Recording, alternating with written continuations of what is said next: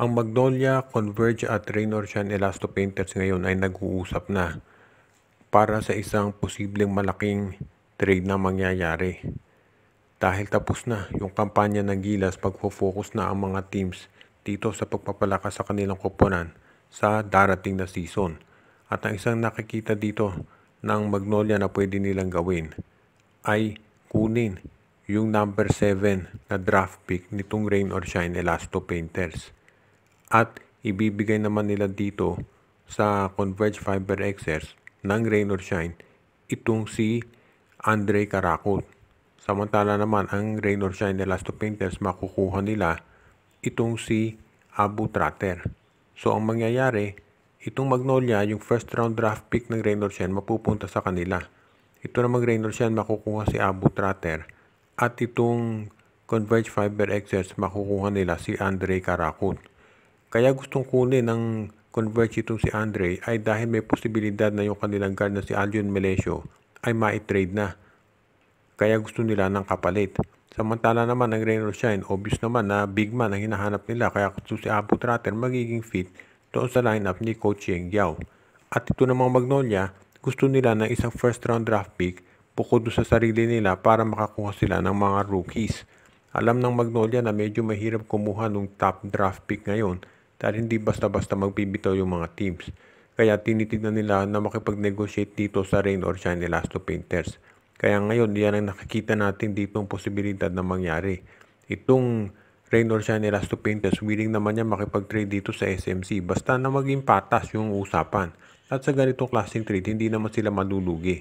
Dahil pang number 7 yung draft pick ng ROS, hindi na sila malamang makakuha ng big man. Kaya okay na itong si Tratter.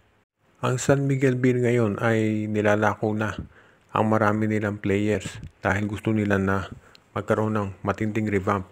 Hinintay lang ng San Miguel na matapos itong kampanya sa Gilas bago sila gumawa ng hakbang. Kabilang doon sa mga players na pwedeng i-trade ng San Miguel itong si Jeron Teng, si Vic Manuel, Rodney Brondial, Motau Tua, pati na ito si Simon Enciso, si Chris Ross. Ito si Terence Romeo, pinag-aaralan pa ng management. Ang maliwanag dito itong San Miguel Beer ay gustong baguhin yung makeup ng kanilang lineup dahil nakita nila yung kahinaan nito kontra sa Meralco Bolts. Hindi pwedeng aasa lang sila kay Junmar Fajardo na katulad niya na walang naging pahinga noong laban nila sa finals. At meron ding mga usap-usapan ngayon na baka itong si George Gallet ay sabihin na natin na baka mapalitan. Dahil mukhang hindi raw satisfied itong management dito sa nagkakaroon ng desisyon pagdating dito sa kanyang naging performance. Pero meron mga nasa management ngayon na gusto na tanggalin na ito at balik itong si Coach Leo Austria. Pero hanggang hindi pa nagde-decide yan ay nandyan yung posibilidad na baka itong mga nabanggit na players sila Tautuba, Manuel, Brondial, Teng, Enciso, Ross ay ma-trade. Ang gusto kasi ng San Miguel Beer ngayon kumuha ng malalaking players na mabibilis. Dahil nakita natin yan na naging problema doon sa finals kontra Meralco. Plus gusto rin nilang kumuha ng scoring point guard. Dahil nakita natin na naging apektado talaga sila. And of course, nakita natin maski si Jericho Cruz hindi nakakontribute doon sa finals ng malaki.